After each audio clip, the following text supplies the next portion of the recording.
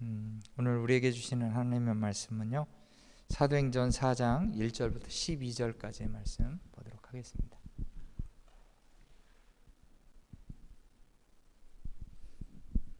사도행전 4장 1절부터 12절까지의 말씀입니다.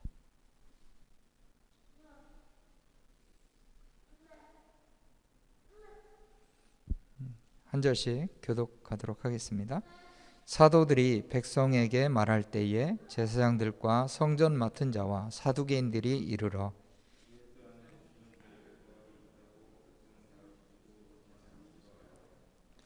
그들을 잡음에 날이 이미 저물었으므로 이튿날까지 가두었으나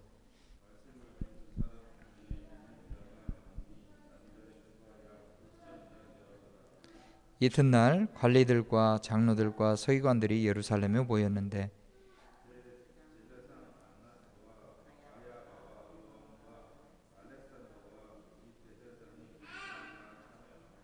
사도들을 가운데 세우고 묻되 너희가 무슨 권세와 누구의 이름으로 이 일을 행하였느냐?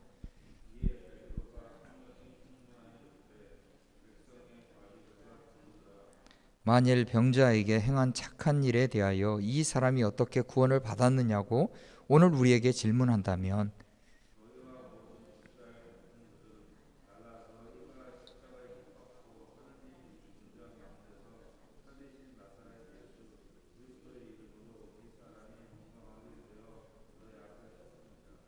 이 예수는 너희 건축자들이 버린 돌로서 집 모퉁이의 머릿돌이 되었느니라.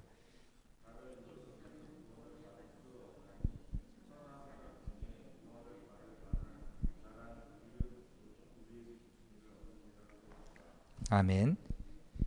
오늘 말씀의 제목은 핍박 가운데도 선포되는 복음이라는 제목으로 하나님의 말씀을 전합니다. 좀 전에 제가 광고 시간에 총회 다녀온 것을 말씀을 드렸죠. 라일조 목사님은 참석을 못 하셨는데 대신 제가 참석을 했습니다. 근데 그곳에 갔을 때 많은 목사님들이 참석을 했어요. 근데 그 목사님들이 지난 1년 동안, 작년에는 코비드 19이 심해서 아예 모이지를 못했기 때문에 2년 만에 이제 총회로 모이게 되었거든요. 근데 그 안에서 이렇게 지난 2년 동안 일어났던 일들 이렇게 쉐어하는 그런 시간이 또 있었거든요. 근데 어떤 목사님은 암에 걸리셨었더라고요. 그런데 암에 걸리시면서 잠깐 쉬시면서 안식년을 가지시면서 치료도 받으시고 그러셨어요. 근데 그 목사님 간증하시는 내용이 당신이 없으면 교회가 정말 안 될 줄 알았대요. 좀 교회가 막 힘들 줄 알았다는 거예요. 교인들도 많이 떠나게 되지 않을까, 그런 우려 아닌 우려가 있었고, 그러면서 안식년을 보내면서도 사실은 마음 한편으로는 좀 힘든 시간이 있었던 것 같더라고요. 그런데 한국에서 치료를 받고 이렇게 돌아와서 보니까 이전보다 오히려 더 나아진 교회의 모습을 보고는 놀랍기도 하고, 내가 하는 게 아니었구나, 하나님이 하셨구나, 이런 간증을 말씀을 하시더라고요. 많이 건강도 좋아지신 그런 모습들도 볼 수 있었고요. 그러면서 교회가 과연 뭘까? 교회가 어떤 곳이지라는 그런 물음이 저에게 또 다가오는 그런 시간이었습니다. 내가 하는 게 아니지. 맞습니다. 사람이 하는 것 같지만 사람이 하는 것이 아니라 진짜 하나님이 일하시는구나, 하나님께서 역사하시는 그곳이 바로 교회구나. 참 교회는 합리적으로 생각을 했을 때, 인간적으로 세상적인 그런 관점에서 볼 때는 참 다 이렇게 안 될 것 같은 그런 상황이고 그런 조건인데도 불구하고 하나님이 일하시면 그것을 뛰어넘더라는 거예요. 목사님들마다 두려움이 있었고 그런 부분도 없지 않아 있지만 그 속에서도 하나님께서 어떻게 역사하셨는가를 들어보니 참 저의 삶 또한 되돌아보게 되고요.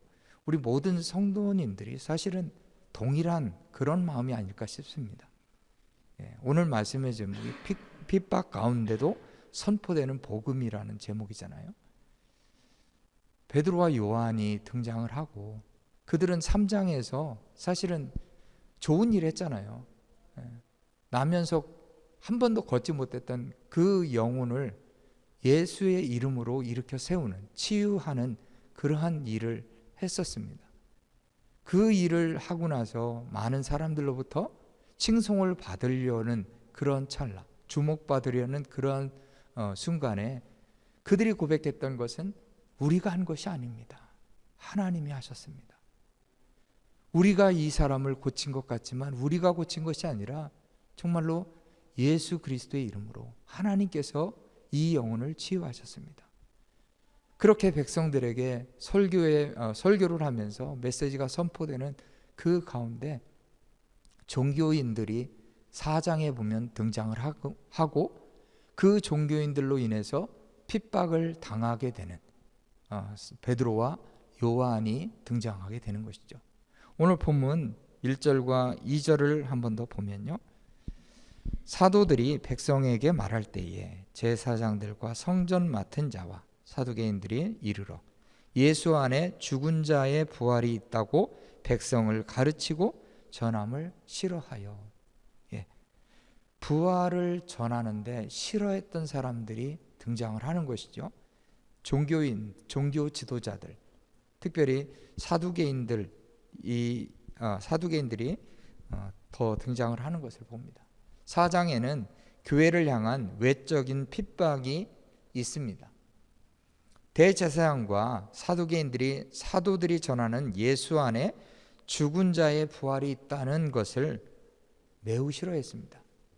왜냐하면 사두개인들은 죽은 자의 부활을 믿지 않았기 때문입니다. 사람이 죽으면 다시 부활의 소망이 있다는 것을 그들은 믿지 않았다는 거예요. 솔로몬 당시 유명했던 대제사장 사독의 후손인 사두개인들은 바리새인의 신학과도 전혀 다릅니다. 바리새인들은 내세 부활, 심판, 천사 다 인정을 했거든요. 그런데 사두개인들은 그렇지 않았습니다. 모세 오경만 인정을 하고 내세 부활, 심판 이라는 것을 인정하지 않았던 거예요. 죽음 이후가 없다면 어떠한 인생을 살게 될까요? 다른 것 없습니다. 이 세상밖에 없는 거예요. 이 세상에서 뭔가 큰 것을 이루고 이 세상을 마무리하는 것, 그게 그들의 목표가 되는 거예요. 누가 그럴까요?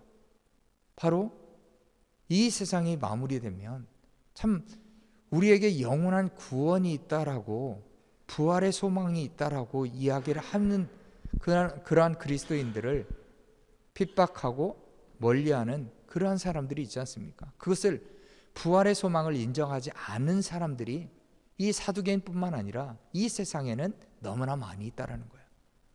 그 사람들 또한 부활의 메시지가 들려지지 않습니다. 그렇게 전하는 것을 싫어하겠죠.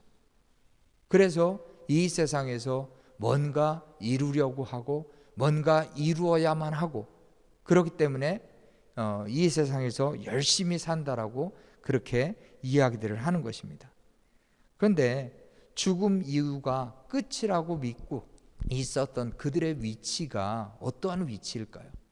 요즘 말로 말하면 사실은 목회자입니다. 목회자의 위치에서 그냥 부활의 소망이 없고 이 세상이 끝이라고 그렇게 이야기한다면, 이후에 하나님의 심판이 없다라고 그렇게 이야기를 한다면 어떤 메시지가 선포될 수밖에 없을까요? 사람들이 원하는 그러한 메시지밖에 선포되지 않을 것입니다. 이 세상에서 복받아야 되고, 이 세상에서 뭔가 우리가 명성을 얻어야 되고, 이 세상에서 다른 사람들이 이루지 못하는 그러한 부분들을 이루는 그러한 인생이 바로 성공한 사람들이다라고 메시지가 선포되겠죠. 그러나 참된 목자는 어떠한 것을 선포해야 될지, 분명 싫어하는 메시지가 선포될지언정 하나님의 사람들이 꼭 들어야 될 메시지가 선포된다면 그 목회자는 참된 목회자일 것입니다. 베드로와 요한처럼 싫어하는 사람들이 분명히 있었다라는 거예요. 어떤 메시지였기 때문일까요? 바로 참된 복음이었기 때문에 그렇습니다. 참된 복음을 들으려 하지 않는 사람들은 그냥 이 세상이 전부인 것처럼 살아가는 존재밖에 될 수가 없고요. 그래서 그들이 얻으려고 하는 것, 그들이 꿈꾸는 것, 바로 이 땅밖에 없다라는 것을 이야기하는 것입니다. 하늘의 가치는 온데간데 없고요. 내세 이후의 심판을 준비해야 됨에도 불구하고 그들이 그것을 생각하지 않고 있다는 거예요. 그와 반대로 믿는 자들에게는 어떠한 삶을 살아야 되는지, 복음의 메시지 앞에는 어떻게 해야 되는지에 대해서 분명히 성경은 이야기하고 있는 것입니다. 그들은 싫어했지만 우리는 어떻게 해야 될까? 정말로 저와 여러분들에게 부활의 소망이 있습니까? 그리고 하나님의 심판, 분명 죽음 이후에는 하나님의 심판 앞에 설 것입니다. 그 심판이 우리에게는 어떤 심판으로 다가오겠습니까? 의의 심판, 그리고 하나님을 믿지 않는 자들에게는 죄의 심판이 분명히 있을 것입니다.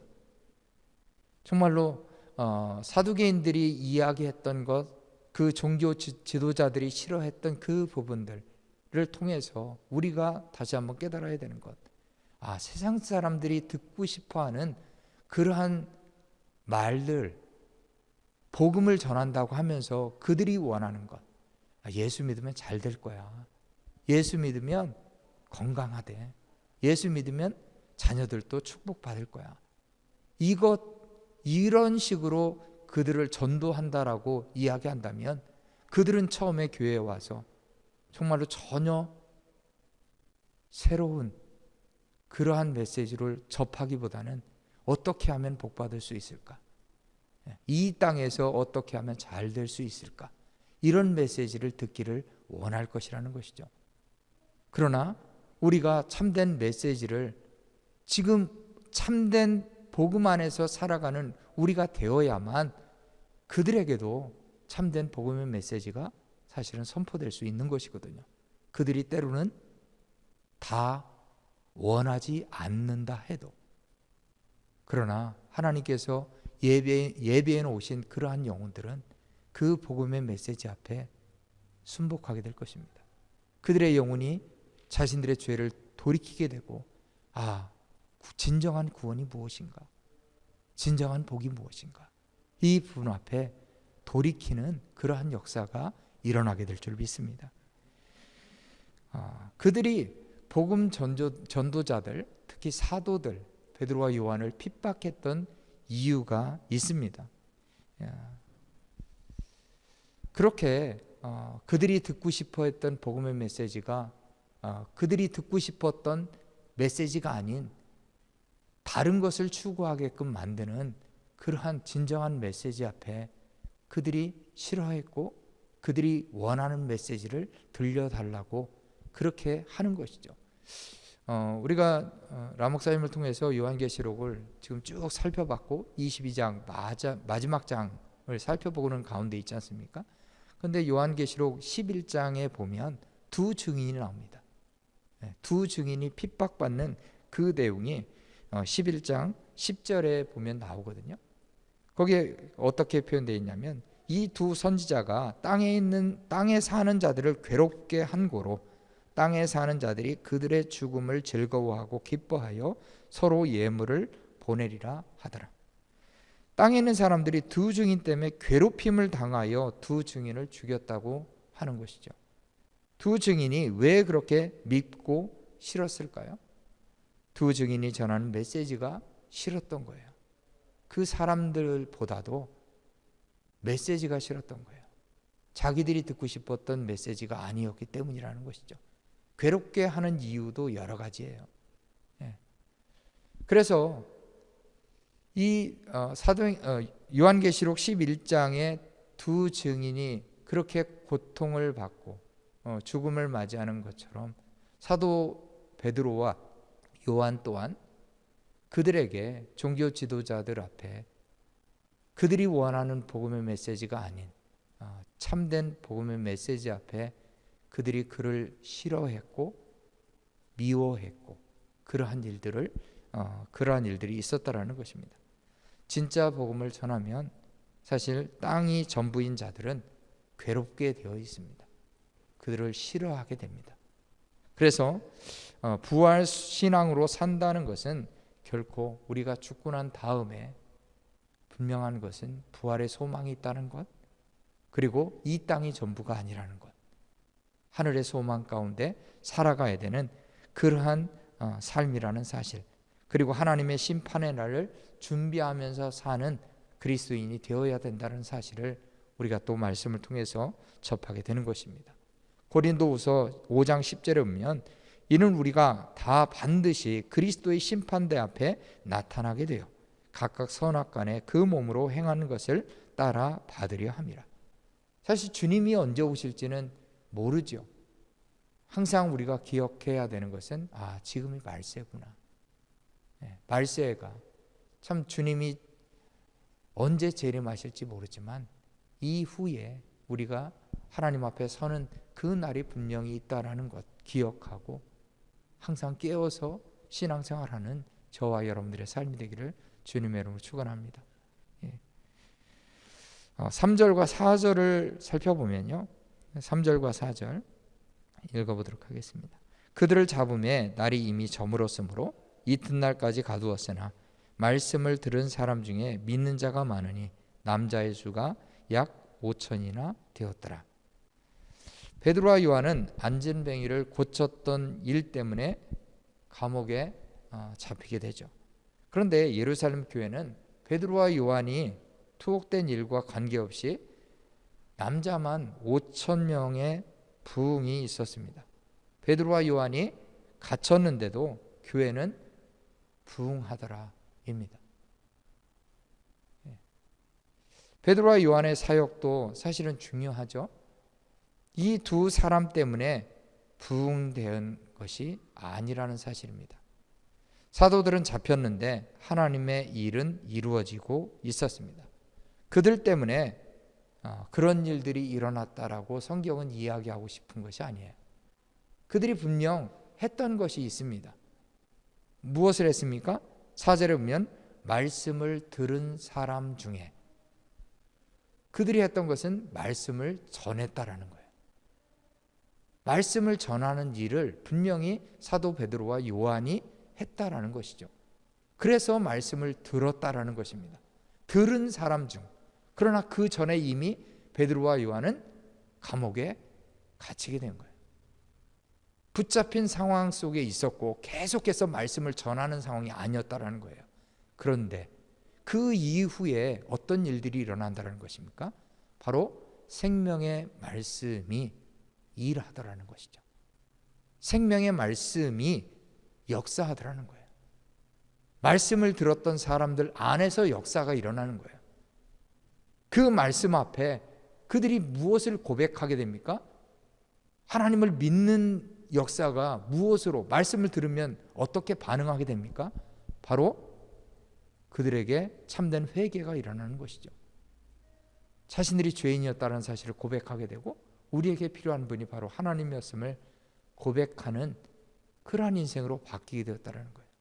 남자만 5천이나 되었다. 놀라운 사건 아닙니까? 우리도 분명 신앙생활을 하면서 교회의 일원으로서, 생명길 교회의 일원으로서, 성도들로서 각자가 맡은 그러한 부분들이 분명히 있습니다. 해야 되는 그러한 부분도 분명히 있습니다. 그러나 그것이 우리가 해서가 아니라는 사실을 기억해야 될 것입니다. 하나님의 일은 사실은 하나님이 공급하시는 그 힘으로 감당해야 된다라고 이야기하는 이유가 무엇일까요? 그것은 교만할 수 없게 만드시는 것입니다. 내가 했다라고 하는 순간 그 순간에 찾아오는 것은 교만밖에 없습니다. 하나님은 진정 우리에게 교만을 원하는 것이 아니라, 내가 잘나서가 아니라 하나님께서 맡겨주신 일, 청지기로서 그 일들을 감당하기만 한다면 그 안에서 진정 역사하시는 분이 하나님이라는 사실을 고백하게 만드시는 것이죠. 그래서 말씀 스스로 역사하게끔 하나님께서 일하시는 부분이라는 것입니다. 4절 마지막 부분에 남자의 수가 약 5천이나 되었더라. 5천 명도 사실은 성경에 자주 나오는 그런 숫자는 아니지 않습니까? 성경이 그냥 막 이렇게 쓰여지는 것이 아니라는 것을 우리가 알고 있어요. 왜 성경을 캐논이라고 합니까?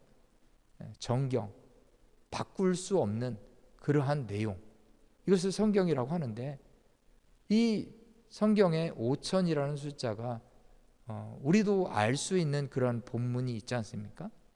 어디일까요? 바로 예수님께서 오병이어를 통해서 먹인 숫자가 남자만 5천이나 되었다라고 말씀하고 있지 않습니까?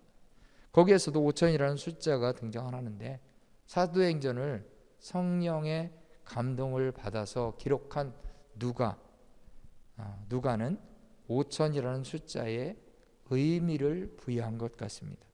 5천 명 하면 생각나는 그 예수님의 오병이어 사건, 그 사건과 더불어서 우리가 생각해 볼 문제라고 봅니다. 다시 말해, 교회는 예수님처럼 생명의 양식으로 영혼을 살리는 일을 하고 있다는 그러한 상징적인 의미가 있는 것이죠.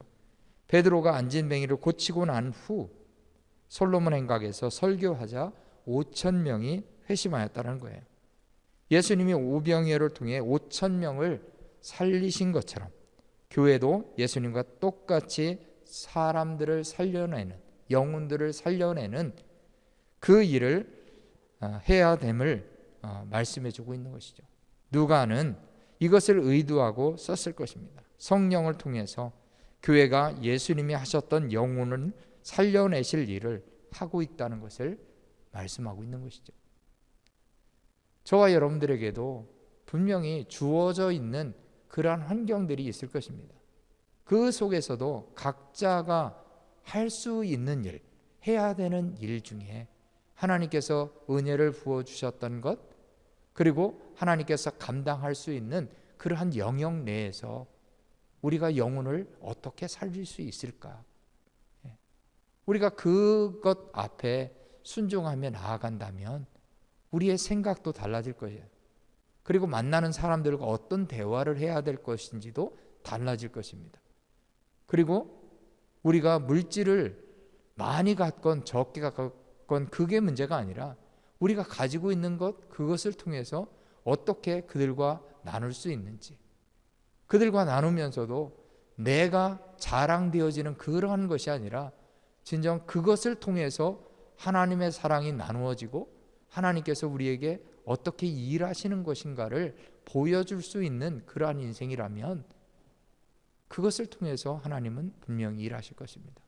영혼을 살리는 일에 하나님께서 저와 여러분들을 그렇게 또 사용하실 것이라는 것이죠.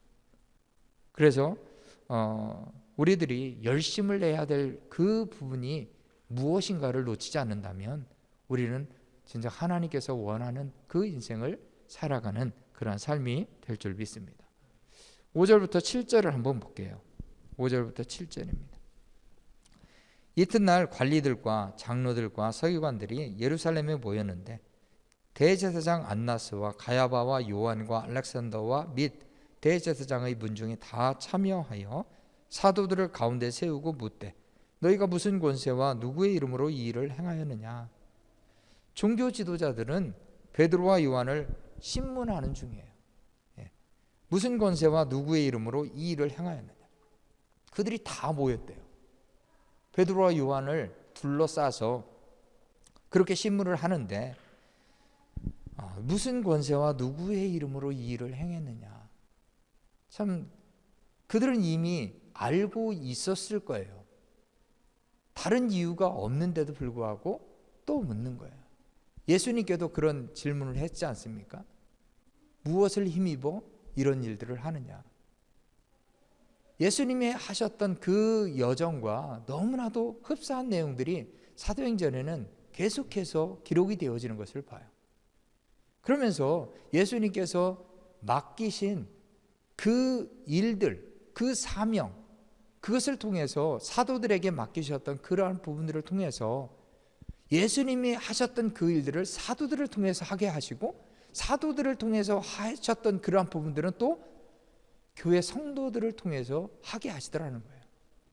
끊임없이 우리는 무슨 권세 때문에 누구의 이름으로 이 일을 행하는가.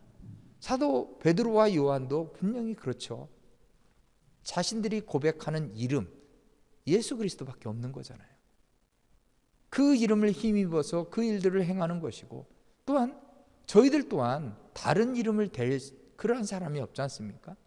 예수 그리스도의 이름으로 우리가 주님의 일을 감당하며 또한 그렇게 헌신하고 살아가는 것 아니겠습니까?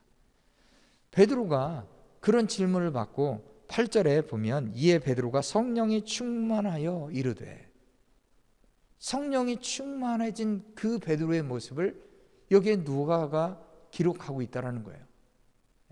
신문을 받고 있는 그 상태인데도 불구하고 베드로의 마음 가운데 성령이 충만해진 상태다. 그 상태로 베드로는 그들에게 말씀을 전하는 거예요. 변론하는 것 같은데 오히려 복음의 메시지를 선포하는 베드로의 모습을 보게 됩니다. 베드로는 핍박하는 자들 앞에서 성령 충만한 가운데 변론을 해요. 베드로는 위기 상황에 오히려 복음 전파의 기회로 삼고 있다는 것을 우리가 기억해야 합니다. 우리는 어떤 위기가 찾아오면 먼저 고백하는 게 뭘까요? 저 사람은 왜 저렇게, 예수님 잘 믿는다고 하는 저 사람한테는 왜 저런 일들만 일어날까? 이렇게 이야기를 듣는다면 저와 여러분들이 무엇을 고백할 수 있겠어요? 그 상황 가운데서도 일하시는 하나님을 보면서 그 하나님을 전하게 되는가? 참 힘들지 않겠습니까? 그럼에도 불구하고 우리가 기억해야 되는 것, 정말로 성령 충만한 것이 무엇인가? 내게 찾아온 이러한 힘든 위기 상황을 통해서 하나님이 고백하게끔 하시는 것은 무엇인가? 여전히 우리가 잘 될 때나 안 될 때나, 상황이 좋을 때나 위급할 때나 변함없이 우리에게 고백되어져야 되는 것은, 하나님은 살아계시다. 하나님이 나와 동행하신다. 하나님이 변함없이 나의 삶을 개입하고 계시고 끊임없이 하나님은 일하고 계신다. 하나님이 어떤 분이신가? 이 고백이 우리에게 있어져야 되는 것 아닐까 싶습니다. 베드로는 그 위기 가운데 분명하게 선포했던 메시지, 하나님이 어떻게 일하셨는가에 대한 그러한 설교였다라는 것입니다. 그렇게 투박한 설교에도 성령이 역사하시고 사람들을 변화시키신다는 사실을 우리가 기억해야 합니다. 사람들 중에는 참 말을 잘하는 사람들이 많아요. 말을 잘하는데 언변의 능력이 있다라고 얘기하지 않습니까? 그런데 언변의 능력이 없는 사람들도 있습니다. 그러나 우리가 기억해야 하는 것은 언변의 능력이 있고 없고의 문제가 아니라 그 안에 성령의 역사가 일어나는가 안 일어나는가입니다. 그 속에서도 복음의 메시지가 선포되어질 때 진정 살아계신 하나님의 말씀의 능력이 나타나게 되는 줄 믿습니다. 우리가 잘 아는 선지자 중에 요나가 있습니다. 요나는 하나님의 사명을 피해서 욥바로 향하고, 그리고 땅끝 스페인을 향해서 도망치려고 했었던 인물 아닙니까? 그런데 요나가 나중에 물고기 뱃속에서 나오고 나서 하나님의 명령대로 니느웨 성을 니느웨 성이 큰 성이라고 했습니다. 사람이 걸어서 3일 길, 3일 동안 다녀야만, 요즘처럼 자동차가 있는 시대가 아니잖아요. 걸어서 3일 동안 다니면서 그렇게 다녀야만 되는 그런 큰 성이라고 표현되어 있는데, 요나는 딱 하루만 복음의 메시지를 전했어요.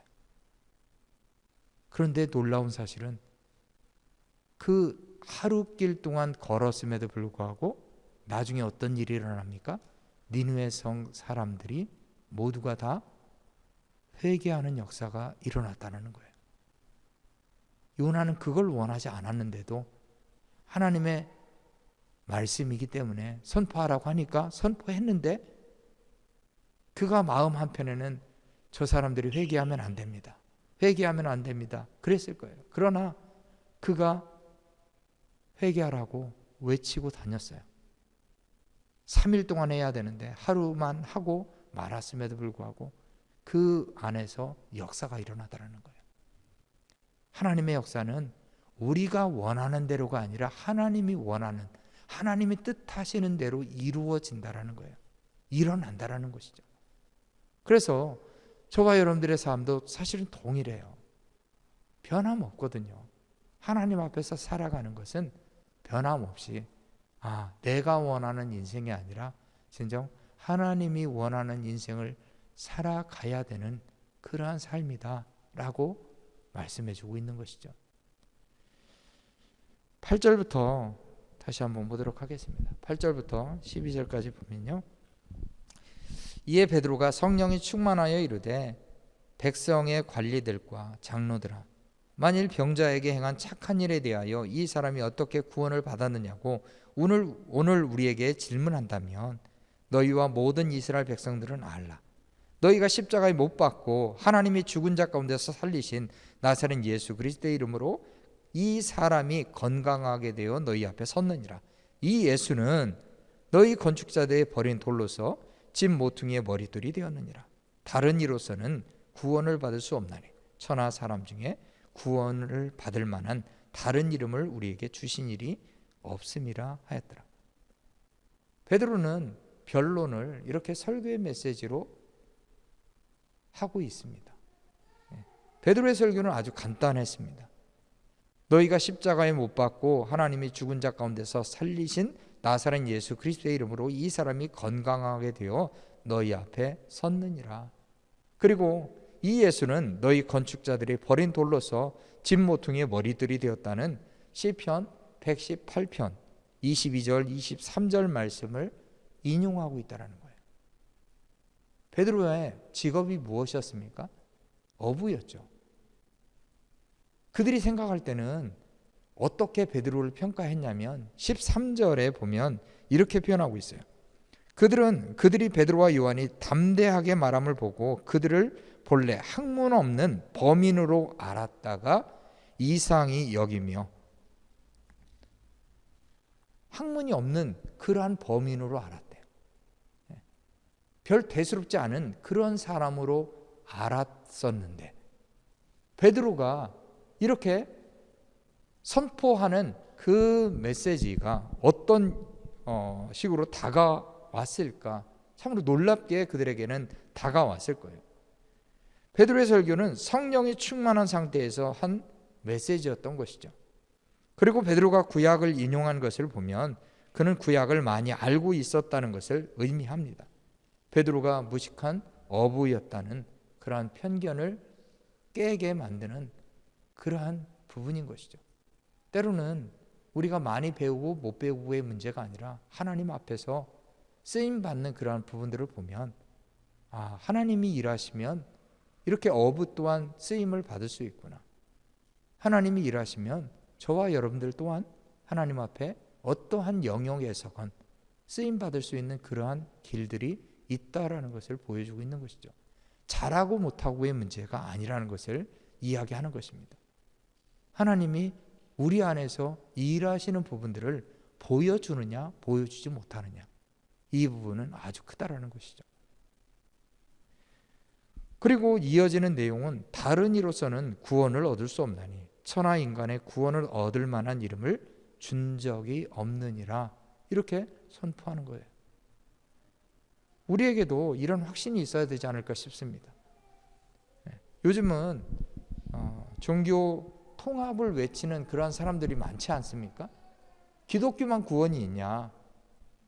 다른 종교에도 구원이 있는 것 아니냐? 불교에도 이슬람에도 구원이 있다. 산에 올라가는데 이 길도 있고 저 길도 있고 저런 산책로도 있고 여러 길이 있지 않냐? 정상만 올라가면 그게 구원 아니냐라고 이야기하면서 여러 종교가 추구하는 것, 저 산봉우리에 올라가면 그것이 바로 구원 아니냐라고 이야기하면서 모든 종교 다원주의를 통틀어서 모든 종교는 구원이 있다라고 이야기하는 사람들이 있다라는 거예요. 그러나 성경은 그렇게 얘기하지 않습니다. 그 사람들이 우리를 향해서 편협하다, 배타적이다 그렇게 이야기할 수도 있을 거예요. 그러나 우리가 생각을 그들에게 이야기하는 것이 아니라는 사실을 우리는 기억해야 합니다. 성경에 뭐라고 기록하고 있습니까? 다른 이로서는 구원을 얻을 수 없나니 천하 인간의 구원을 얻을 만한 이름을 준 적이 없느니라. 진정한 구원이 무엇인가를 놓치면 다른 종교에도 시선이 가겠죠. 그러나 참된 구원 앞에 예수를 통해서만 진정한 구원이 있음을 말씀하고 있는 이 부분 앞에 종교 통합을 외치는 그 자들은 적그리스도에 불과하다라는 것입니다. 그래서 우리가 사도 베드로와 요한이 고백하고 선포하는 그 메시지 앞에 동일하게 반응해야 되는 그러한 부분 중에 하나는 오직 예수밖에 구원이 없구나. The way, the truth. 진정한 길 되시고 진정한 진리 되신 길이요 진리요 생명 되신 그 예수님께만 하나님께로 갈 수 있는 길이 없다라는 것을 우리가 분명하게 선포해야 될 것입니다. 우물쭈물 그렇게 이야기할 문제가 아니라는 거예요. 이렇게 얘기하면 저 사람이 혹시라도 좋게 반응하지 않을까? 이게 아니라는 거예요. 성경은 그 부분을 이야기하고 싶은 것이 아니라 더 웨이예요. 오직 한 길. 예수밖에 없는 구원의 길. 그것을 우리가 믿음으로 고백하며 나아가는 그러한 인생이 되어야 된다는 것입니다. 핍박 가운데서도 멈추어지지 않는 그 가운데서도 선포되어지는 그 복음, 그 복음의 삶이 저와 여러분들의 인생 가운데서도 이번 한 주간 살아가면서도 여전히 일어나기를 주님의 이름으로 축원합니다. 기도하겠습니다. 하나님 아버지, 저희에게 참된 길을 허락해 주셔서 오직 예수, 당신의 아들을 통해서 하나님 아버지께 갈 수 있는 유일한 길, 그 길임을 다시 한번 고백합니다.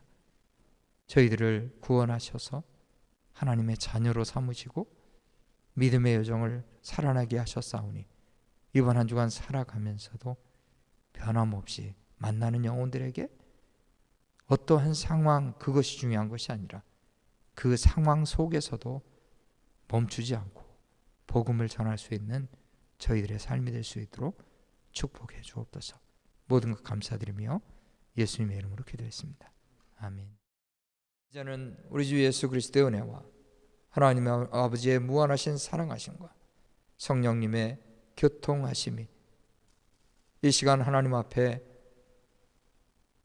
복음의 삶을 살아가길 소망하는 모든 생명길 교회 성도들 머리 위에, 이 교회와 자녀들 위에 이제로부터 영원토록 함께하기를 간절히 축원하옵나이다. 아멘.